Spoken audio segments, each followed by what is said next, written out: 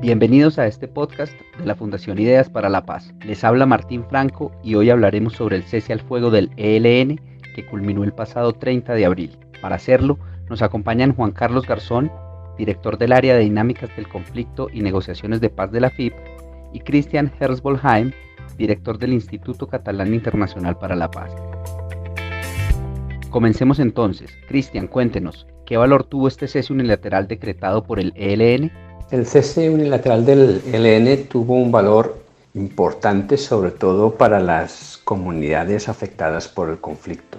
Les dio a esas comunidades un respiro de por lo menos un mes, donde si bien la actividad militar no desapareció del todo, sí disminuyó de forma muy significativa.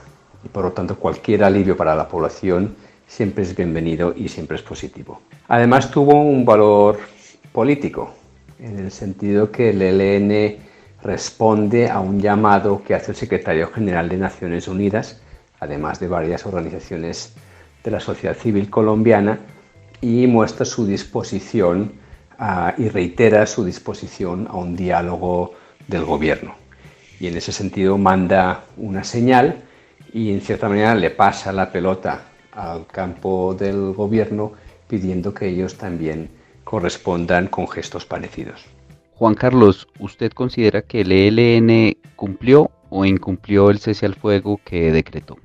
Esta es una pregunta que es difícil de responder, porque en realidad el cese no cuenta con un mecanismo de monitoreo y verificación, y al ser declarado por una de las partes, pues tampoco es claro cuáles son las acciones que entran en este cese. La FI, por su parte, a través del monitoreo que hacemos de prensa y otras bases de datos, pues identificamos una serie de acciones en este periodo, la mayoría de ellas vinculadas al enfrentamiento con otros grupos armados ilegales en los departamentos de Chocó y Nariño. Sin embargo, reiteramos que, a pesar de los titulares, no es posible para ninguna organización atribuirse la función del monitoreo mientras que no haya un mecanismo realmente claro, y además teniendo en cuenta que pues esto es una decisión unilateral que no compromete a las otras partes y que en muchas de esas regiones pues en realidad la confrontación sigue activa más allá de la decisión que toma el ELN. Pero entonces, ¿a qué se refiere la FIP cuando habla de las 10 acciones en las que se vio involucrado el ELN durante el cese? Esas acciones son las que registra el sistema de información de la FIP, que está basado en una revisión básicamente de prensa nacional y regional y otras fuentes.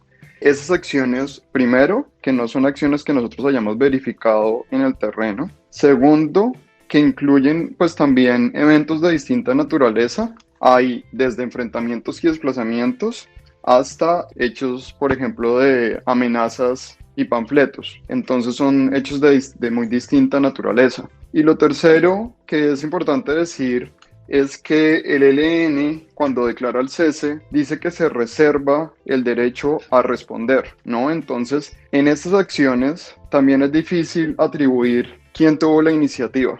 ¿Eso significa que la FIP no está en condiciones de afirmar categóricamente que se violó el cese al fuego?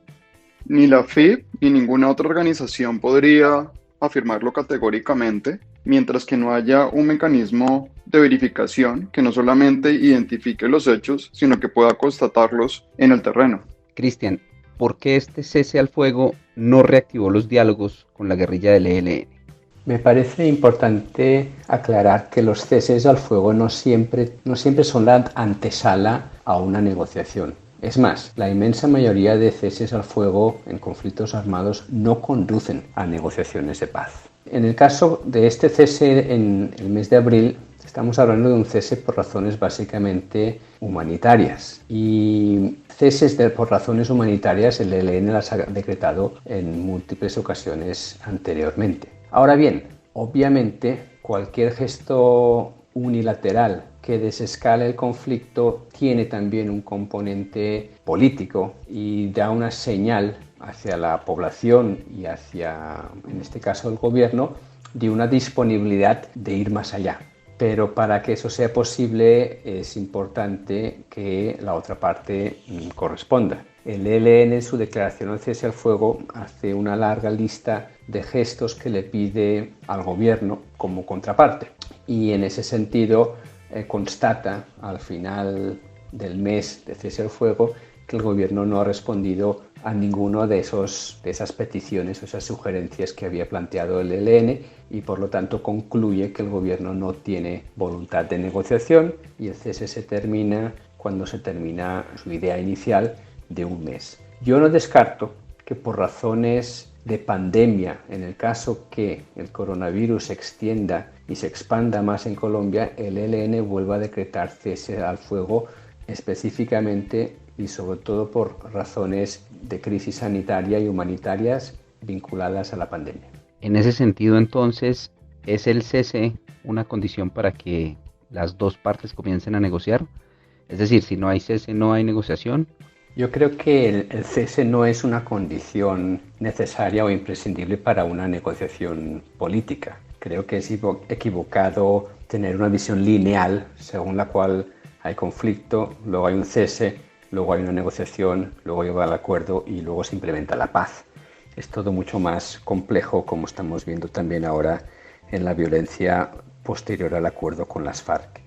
Para mí los ceses al fuego tienen una ventaja obvia, que es disminuir la afectación de las poblaciones afectadas por el conflicto, pero tienen también varios problemas.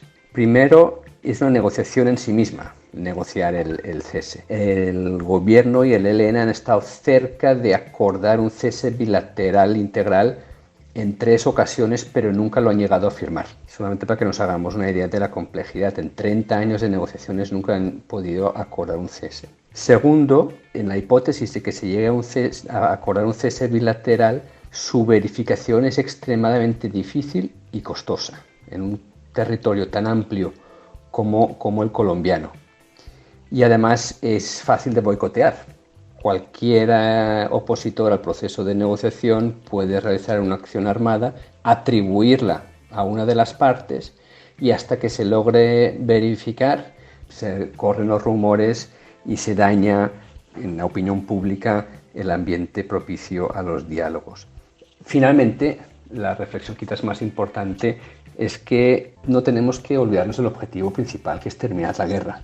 Y sentarse a negociar un cese bilateral durante meses y luego verificarlo con toda su complejidad, yo creo que puede distraer del objetivo real, que es terminar la guerra. Recordemos que en las negociaciones entre el gobierno y las FARC se negoció sin cese bilateral y que el cese bilateral se firmó solamente poco antes de la firma final del acuerdo final. Y creo que es un antecedente interesante a tener en cuenta. Y para finalizar, Juan Carlos, ¿qué sigue entonces luego de que el ELN anunciara el fin del cese? ¿Cuál es el panorama?